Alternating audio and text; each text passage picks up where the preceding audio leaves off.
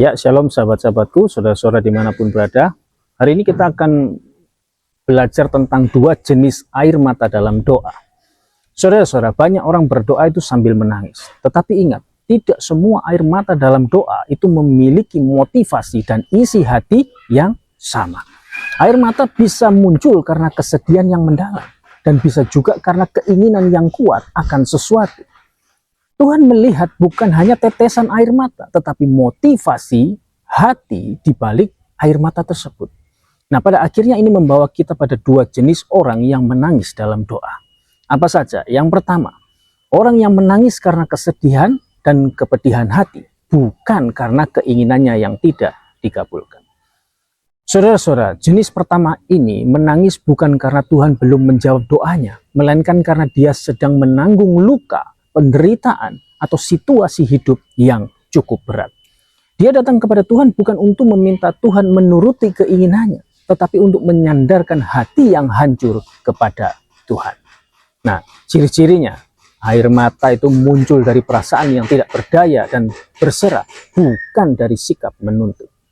Kemudian, dia mencari penghiburan, bukan jawaban instan. Ciri-ciri yang lain, dia mengalami kedekatan rohani dengan Tuhan di tengah kesedihan. Nah, kalau kita lihat contoh di dalam Alkitab ya, Hana di dalam 1 Samuel 1 ayat 10-11. Dikatakan dengan hati pedih dia berdoa kepada Tuhan sambil menangis terseduh-seduh. Hana tidak meminta Tuhan menuruti ambisinya, tetapi dia mencurahkan isi hatinya yang terluka karena penghinaan dan kemandulan. Kemudian Mazmur 34 ayat 19 berkata, Tuhan itu dekat kepada orang-orang yang patah hati dan dia menyelamatkan orang-orang yang remuk jiwanya. Saudara-saudara, jangan pernah merasa gagal jika doa saudara itu belum dijawab. Kadang Tuhan lebih dulu ingin memulihkan hatimu, bukan masalahmu. Belajarlah menangis di hadapan Tuhan tanpa menuntut. Serahkan air mata itu sebagai bentuk kepercayaan, bukan kekecewaan. Itu yang pertama. Kemudian yang kedua, orang yang menangis karena keinginannya tidak dikabulkan atau karena dia menuntut Tuhan menuruti kehendaknya. Saudara-saudara, jenis kedua ini menangis bukan karena hatinya hancur di hadapan Tuhan, tetapi karena kecewa dan ingin memaksakan kehendaknya. Dia menganggap doa adalah sarana agar Tuhan mengabulkan rencananya, bukan agar dia tunduk pada rencana Tuhan. Nah, ciri-cirinya seperti apa? Ya, ciri-cirinya air mata berasal dari kekecewaan karena keinginan belum tercapai. Kemudian ciri berikutnya, doa itu menjadi alat negosiasi, bukan sarana relasi. Ciri yang lain bisa membawa pada sikap marah atau pahit kepada Tuhan. Nah, contoh Alkitab di mana? Ya, seperti kisah Esau ya, Ibrani 12 ayat 16-17. Ketika dia menghendaki menerima berkat itu, dia ditolak. Sebab dia tidak beroleh kesempatan untuk memperbaiki kesalahannya, sekalipun dia mencarinya dengan air mata. Saudara-saudara, Esau menangis bukan karena pertobatan, tetapi karena kehilangan hak dan berkatnya. Yakobus 4 ayat 3, dikatakan di sana apa? Atau kamu berdoa juga, tetapi kamu tidak menerima apa-apa, karena kamu salah berdoa.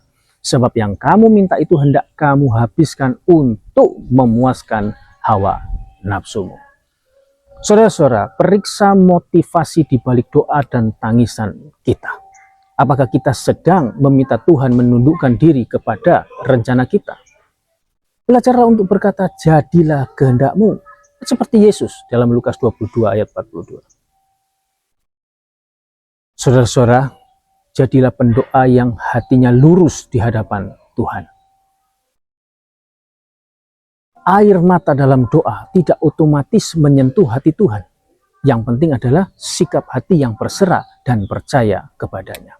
Seperti Yesus di Taman Getsemani, tangisannya bukan karena dia tidak dikabulkan, tetapi karena dia sedang menanggung beban besar dan tetap taat. Dia berkata, Bapakku, jikalau sekiranya mungkin, biarlah cawan ini lalu daripadaku.